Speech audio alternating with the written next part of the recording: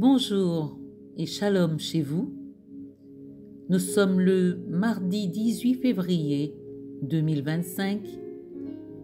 Bienvenue à notre merveilleux moment de méditation et d'édification avec le révérend Jean-Claude Kofi. Aujourd'hui, nous vous proposons la 11e partie de la série « Le privilège d'être conduit par Dieu ».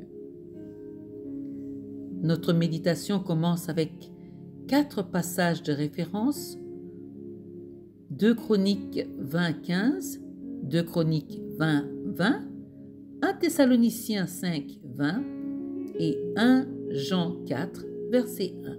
Commençons par 2 Chroniques 20-15. Il est écrit « Et Jécaziel dit, soyez attentifs, tout Juda et habitants de Jérusalem, et toi, roi Josaphat. Ainsi vous parle l'Éternel.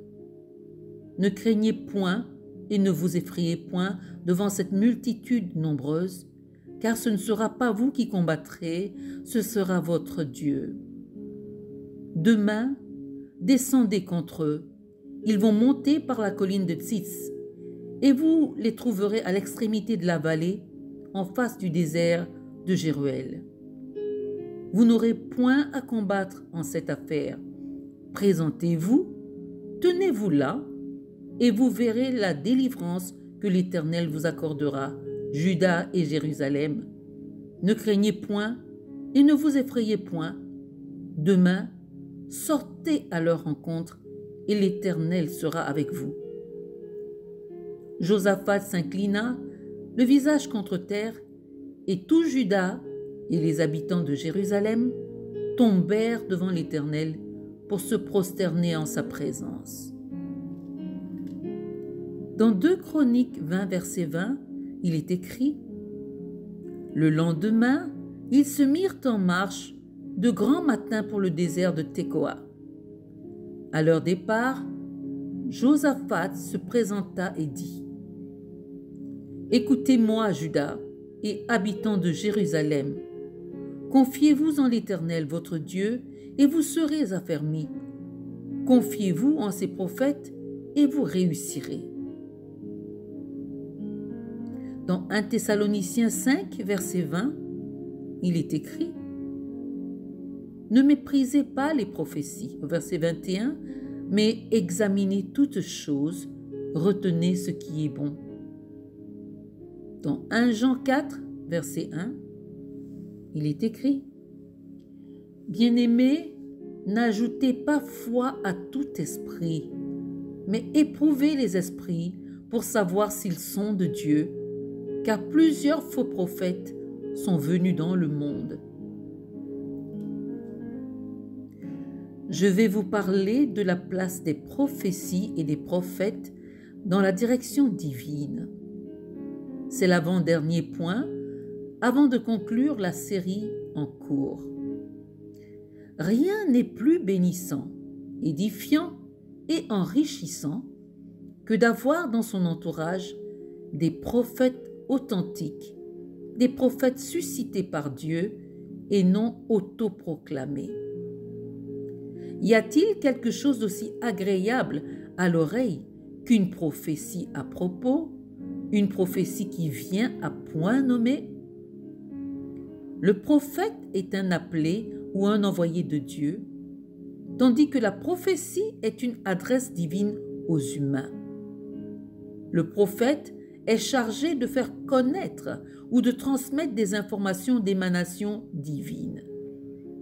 Son mandat surnaturel consiste aussi à montrer le chemin à suivre, la direction à emprunter, les dispositions à prendre en période d'incertitude. Son office l'engage à ramener à Dieu les cœurs qui, à un moment donné, s'en sont détournés. La prophétie, quant à elle, accomplit 3 objectifs. Directif, dans 2 Rois, chapitre 6, de 8 à 12. Informatif, comme dans Acte 21, de 10 à 12, et communicatif, comme dans 1 Timothée 4, verset 14. Ceci dit, il est utile, pour éviter tout amalgame, de souligner que s'il est vrai et évident qu'un prophète prophétise, force est de reconnaître qu'on peut prophétiser sans être un prophète ou qu'on ne devient pas prophète parce qu'on prophétise. Le ministère prophétique est plus qu'un don ou un charisme, c'est un office, c'est-à-dire une fonction à remplir, un rôle public à jouer. Certes, il est impossible d'être prophète sans être doté du don de prophétie. Mais le don de prophétie ne fait pas de quelqu'un un prophète. Il rend capable de prophétiser, certes. Néanmoins, il reste juste un charisme, c'est-à-dire un équipement, une grâce puissante, une sorte d'onguent surnaturel qui, appliqué à l'esprit humain, le rend apte à recevoir et à transmettre des messages d'origine divine. Le don de prophétie n'est pas à confondre à l'office ou au ministère prophétique. Un don n'est pas forcément un ministère. Le ministère prophétique nécessite la capacité à exercer plus que le don de prophétie. Je m'étalerai sur ce sujet une autre fois, selon que le Saint-Esprit me rendra capable de le faire. Mais il était nécessaire que ces éclaircissements soient faits. Après cette mise au point, il sera examiné dans les lignes qui suivent la manière dont Dieu nous conduit par les prophéties, les balises et les précautions à observer pour en être bénis plutôt que d'en pâtir. Sur le terrain prophétique ou de la prophétie, il nous faut être extrêmement prudent, car le prophète ou une personne ayant le don de prophétie reste un canal humain qui, en dépit du mandat ou du don surnaturel, peut se tromper et tromper ses auditeurs tout en étant sincère. Voyez-vous, si nous partons de l'hypothèse que le prophète ou la prophétie est de Dieu, pourquoi alors Dieu nous demande d'examiner toutes choses? Il y a plusieurs raisons à cela. Il y a des prophètes ou des prophéties qui relèvent du faux, qui ne viennent pas de Dieu. Dans Jérémie 14, 14,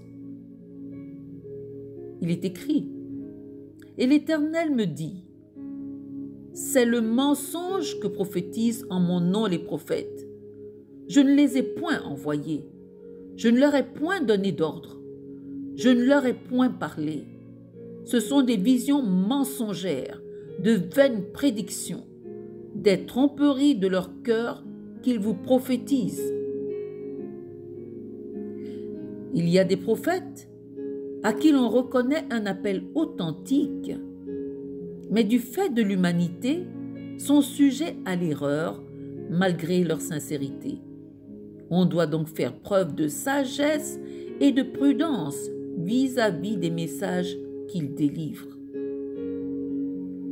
Souvenons-nous que n'eût été l'intervention de Dieu, le grand prophète Nathan aurait induit David en erreur.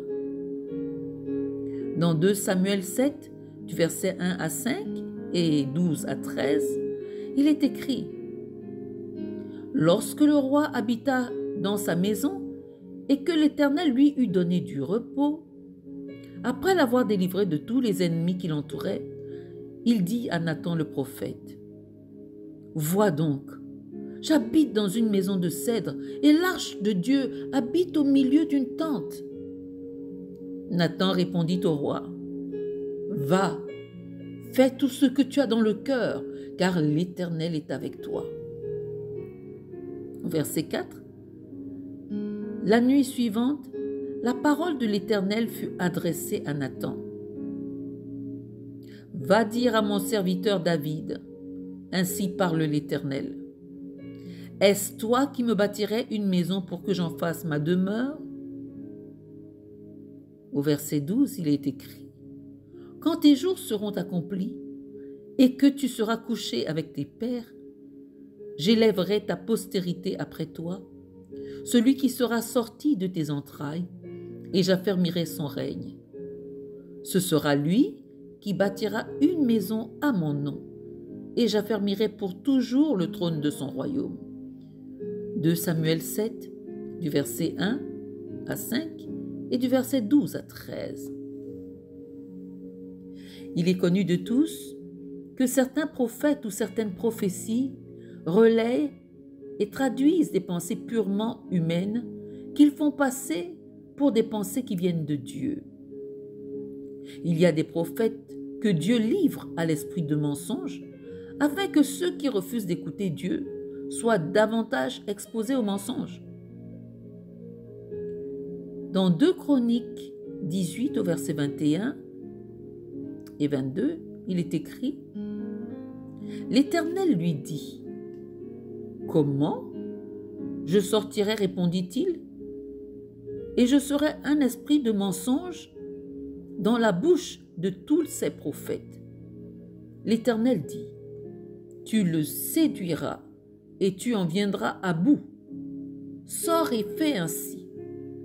Et maintenant, voici, l'Éternel a mis un esprit de mensonge dans la bouche de tes prophètes qui sont là, et l'Éternel a prononcé du mal contre toi. Enfin, il y a des prophètes qui se laissent influencer ou corrompre pour servir au peuple des paroles précises à des fins de manipulation. Balaam n'avait-il pas été corrompu par Balak?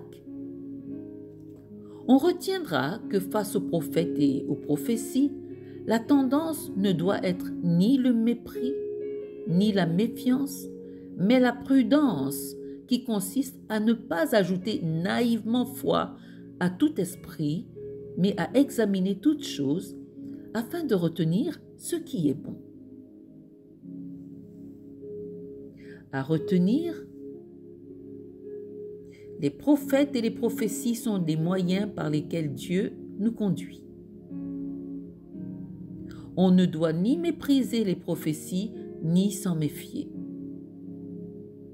On doit cependant montrer de la prudence en examinant toutes choses pour retenir ce qui est bon. Nous poursuivrons demain sur la place des prophéties. Il y a 2 ou 3 choses qui restent à relever à ce propos avant de passer au dernier sujet de la présente série.